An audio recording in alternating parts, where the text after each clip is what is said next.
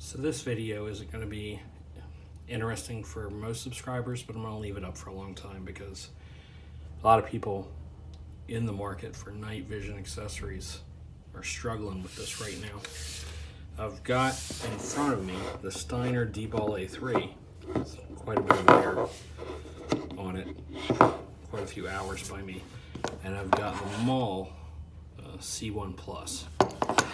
If you're in the market, you may know that the Steiner runs around $1,400 and the MAWL runs around $2,800. So double the price. And of course you can get in with an EOTech at about a third of the price of a MAWL. And how you could buy two, you could get one as a backup. Let me just say right now, if you're on the fence, and this is what this is for, I'm not going to go over all the settings and the features. There are tons of videos out there for that. But if you're on the fence about which one of these two to get, because you've gone down the path, and when you're going to spend this much money on night vision goggles, you're going to do a lot of research, so I know you've been down this path.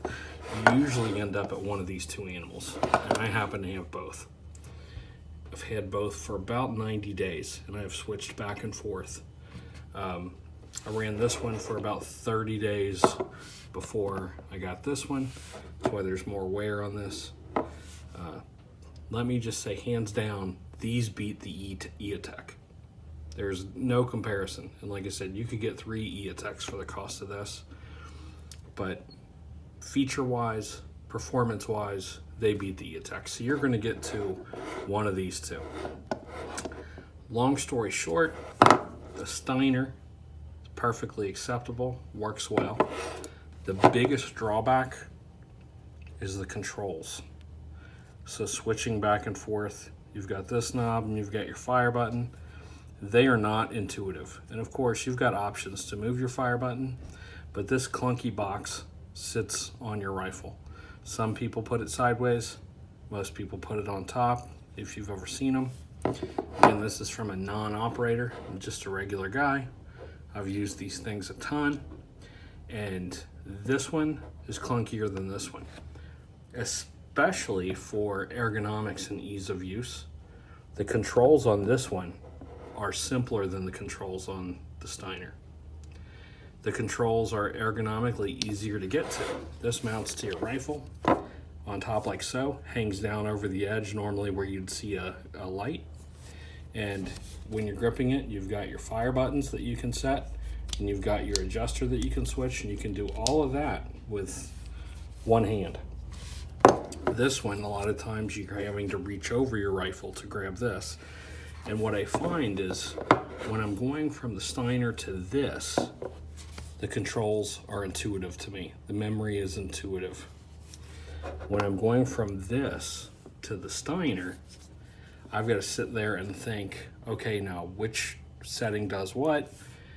Do I have it correctly? Where do I go from here? Because even the markings are a pain in the ass to memorize. This one is real simple. Fire, low, high. On the end, it's got off, vis, and IR. So, no problems there. Makes perfect sense, easy. A fool could do it. So ergonomics-wise, muscle memory-wise for your brain, this one's easier. The second thing I'll talk about, and a lot of people don't even consider this, you don't know this until you actually use it. You read about it, you gloss over it because it's not the most important thing. But range-wise, this beats this to hell. This goes much farther, makes it much brighter. But really, what this does that this doesn't do well is what we call throw-through or through light. What that means is, picture the scenario where you've got a dark alley, you're across the street looking into that dark alley, and right at the entrance of that alley, between you and the dumpster at the very end of it, is a floodlight throwing down. What I'm finding, especially with the EOTechs, and to a lesser extent but still intolerable, is the IR spotlight or floodlight for this has a hard time leaving the gun, making it through that downward floodlight and lighting up what's at the end of that dark alley. This beast will cut right through that floodlight and light up the back of that dark alley like that floodlight wasn't there at all between you and them. Works the same way if you're approaching, let's say, a home on a countryside and they've got a really bright spotlight at the end of the driveway. This tends to get some washout, doesn't light up the edges of the house or under the bushes or that dark corner. This one seems to cut right through it, and more of the IR illumination makes it through and lights up the other side. Big advantage. So yeah, you could get by with this one, but if you're on the fence and you can make this happen, again, it's almost twice the money. But if you're on the fence, that is the one major reason I would go with this. The ergonomics is a nice plus. If you stuck with just the Steiner, the controls probably wouldn't be as bad, but they're still more complicated than the MAWL. So if it was me and you can make it happen, I'd go with the MAWL for both the performance, the through flood capability, and the ergonomics.